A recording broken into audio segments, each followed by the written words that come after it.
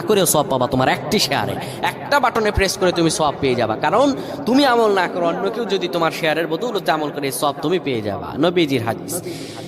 আমার ভাইয়েরা, আল্লাহর কাছে দোয়া করা, আল্লাহর কাছে দোয়া চাওয়া, এটি হলো মুমিনদের কাজ। আমার আল্লাহ বান্দাকে বলেন, বান্দারে উদউনি আস্তাজিব লাকুম, আমার কাছে চাও, আমার কাছে চাইলে আমি আল্লাহ তোমাকে দিয়ে দিব।